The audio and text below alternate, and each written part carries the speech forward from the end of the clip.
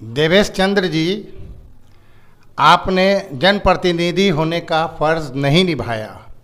बहुत अफसोस के साथ कहना पड़ रहा है कि आपका ये बयान मैं मुसलमानों का, यादवों का और कुशवाहा समाज का काम नहीं करूँगा, ये लोकतंत्र पर और लोकतांत्रिक व्यवस्था पर करारा हमला है।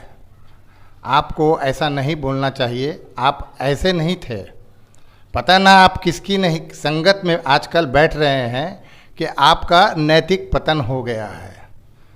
आपको दो बहादुर महिला से सबक सीखना चाहिए।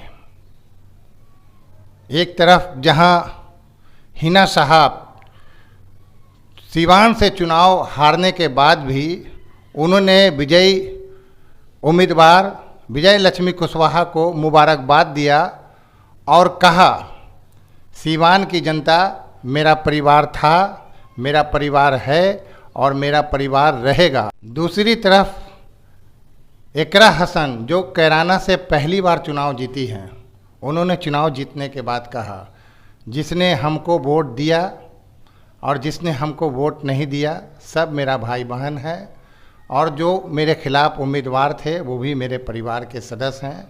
मैं पूरे कैराना की सांसद हूँ। जिसने वोट दिया या नहीं दिया, मैं सबका काम करूँगी। आपको यकीन नहीं हो रहा तो सबसे पहले ये वीडियो देखिए, उसके बाद आगे मैं चर्चा करूँगा। नहीं, देखिए, ये हमारी कोई वैसी लड़ाई नहीं है, ये तो विचारधाराओं की लड़ाई है। और कल रिजल्ट आ गया, लड़ाई ख़त्म हो गई। अब जितने भी लोग हैं हमारे कैराना लोकसभा के, चाहे वो हमारे वोटर हों या विपक्ष के वोटर हों, अब जनप्रतिनिधि होने के नाते सभी के प्रति हमारा फ़र्ज़ है और उसको निभाने का पूरा प्रयास करेंगे। तो ये जो लड़ाई थी, जो भी आपस में होता है वो चुनाव तक होता है, उसके बाद सब एक ही परिवार है। और हमने चुनाव भी बहुत शांति से लड़ा और आगे भी हम यही चाहते हैं कि शांति के साथ सारा काम हो और सभी लोगों का ध्यान रखा जाए और सभी के हक की लड़ाई लड़े। देवेश चंद्र ठाकुर जी, अब आप बताइए। आपने कहा कि मुसलमानों ने, यादवों ने या कुशवाहा समाज ने हमको वोट नहीं दिया। वो मेरे पास आएगा तो मैं उसको मिठाई खिलाऊंगा, नाश्ता कराऊंगा, चाय पिलाऊंगा। कोई इतना गिरा पड़ा नहीं है देवेश चंद्र ठाकुर जी कि आपके पास मिठाई खाने जाएगा। लोग जाते हैं जनप्रतिनिधि के पास अपनी समस्या का समाधान कराने। एक पता नहीं आप किसकी संगत में आप बैठ गए हैं। आप ऐसे नहीं थे, मैं फिर बोलूँगा। आप नीतीश जी के बहुत करीब हैं और आप पता नहीं आपका नैतिक जो पतन हुआ है इसके पीछे का क्या कारण है।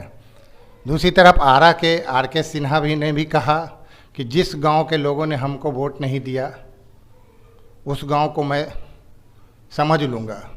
और वहाँ से गरीबों के नेता सुदामा बाबू चुनाव जीत गए हैं, जो CPI-ML के थे। तो बस आप लोगों से अंत में यही गुजारिश करेंगे, यही निवेदन करेंगे, अभी भी समय है। आपकी छवि उतनी भी ख़राब नहीं है जितना आपने कर लिया है। आपने ये बयान देकर अपने पैर पर कुल्हाड़ी खुद मारा है। अभी आप सार्वजनिक तौर पर मुसलमानों से, यादवों से और कुशवाहा समाज से माफ़ी मांग लीजिए, ताकि आने वाले चुनाव में जदयू को और नीतीश कुमार को कोई नुकसान नहीं उठाना पड़े।